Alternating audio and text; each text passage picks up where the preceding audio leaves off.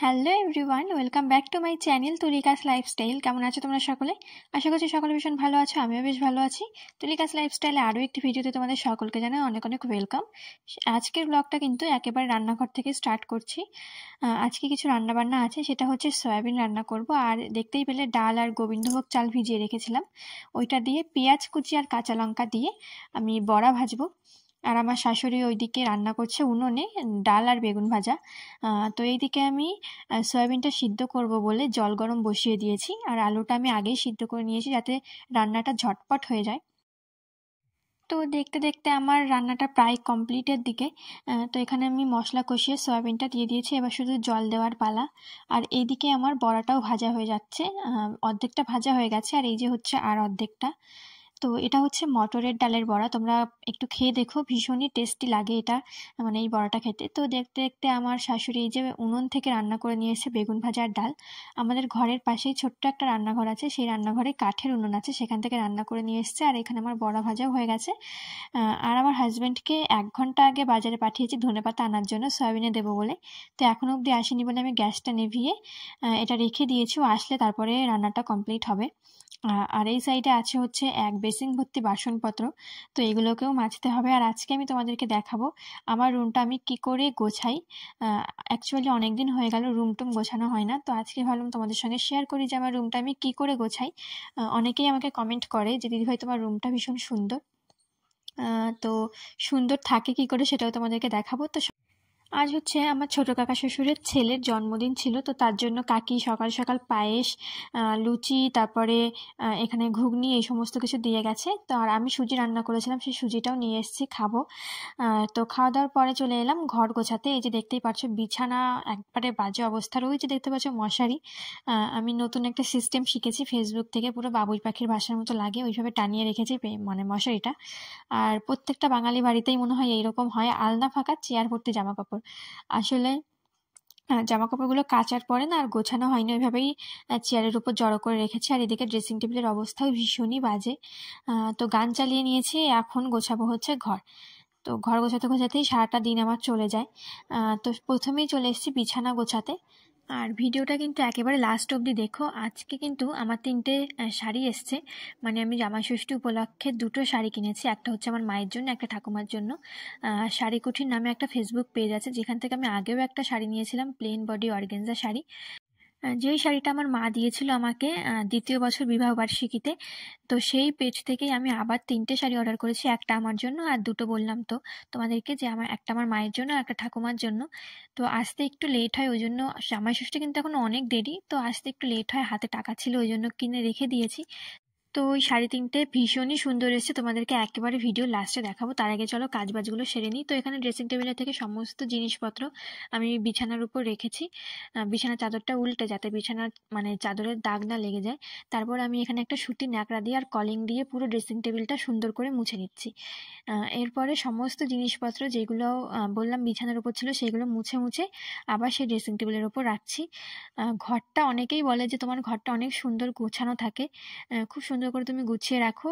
তো গোছানোর পিছনে যে কতটা খাটনি সেটা একমাত্র যে গোছায় সেই জানে। আর আমাদের যেহেতু মার্বেল টার্বেল এখনও হলরুমে বসানো হয়নি, মানে আমাদের শুধুমাত্র রুম করাতেই বসানো হয়েছে মার্বেল। তো ওই জন্য না প্রচণ্ড পরিমাণে ধুলো হয়।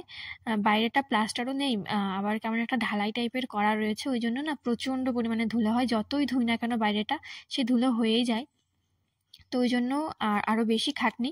তো এখানে আমি ড্রেসিং টেবিলটা গুছিয়ে নিয়েছি আর ফুলটা এই পাশ থেকে ওই পাশ করলাম। আর দেখতেই পাচ্ছ আমার অবস্থা পুরো ঘেমে নিয়ে গেছি একেবারে, মানে ঘেমে একেবারে স্নান হয়ে গেছি।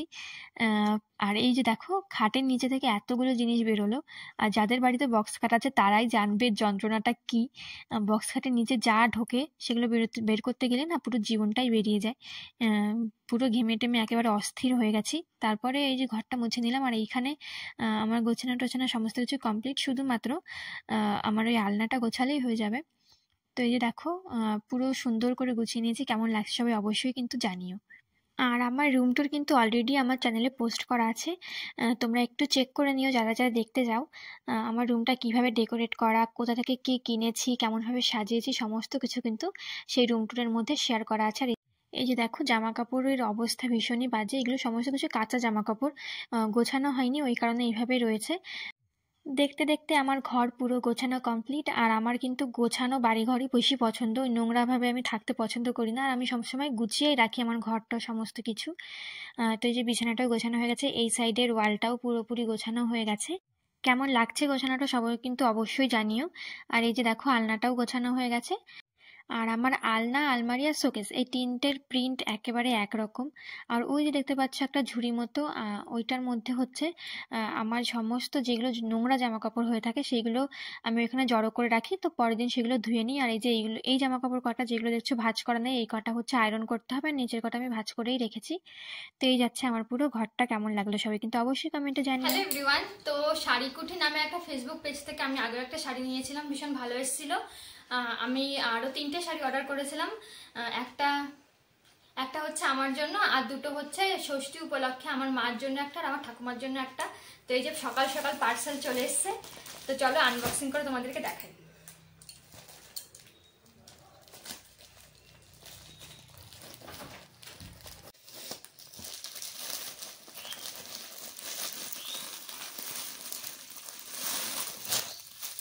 এই হচ্ছে একটা শাড়ি, এটা হচ্ছে কাকিনাড়া সিল্ক বলে। তো এই একটা শাড়ি, এটা হচ্ছে আমার ঠাকুমার জন্য অর্ডার করেছি। দেখো কালারটা খুব সুন্দর, কাকিনাড়া সিল্ক বলে। আর সেম শাড়ি হচ্ছে আমার মায়ের জন্য একটা অর্ডার করেছিলাম।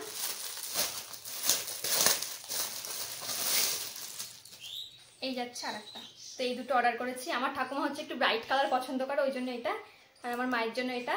আর একটা আমি নিজের জন্য অর্ডার করেছি, সেটা হচ্ছে ভীষণই ট্রেন্ডিং একটা শাড়ি, সেটা হচ্ছে বিচিত্রা সিল্ক।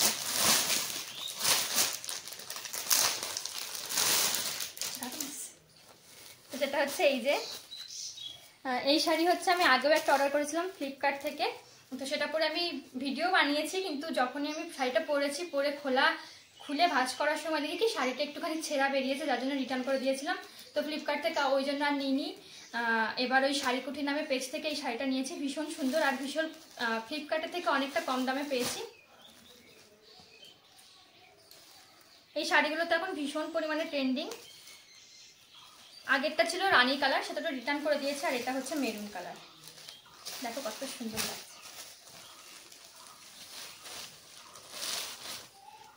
দারুণ দেখতে, 3টে শাড়ি খুব সুন্দর এসছে। তো এই ছিল, কেমন লাগলো 3টে শাড়ি তোমরা আশা করি কিন্তু অবশ্যই জানিও। তো এই ছিল আজকে আমার ভিডিও, কেমন লাগলো সবাই অবশ্যই জানিও। একটা লাইক করো, একটা কমেন্ট করো, আর আমার চ্যানেলটা সাবস্ক্রাইব করো। দেখা হচ্ছে খুব তাড়াতাড়ি নতুন একটা ব্লগ নিয়ে। ততদিন সবাই সুস্থ থেকো, টাটা।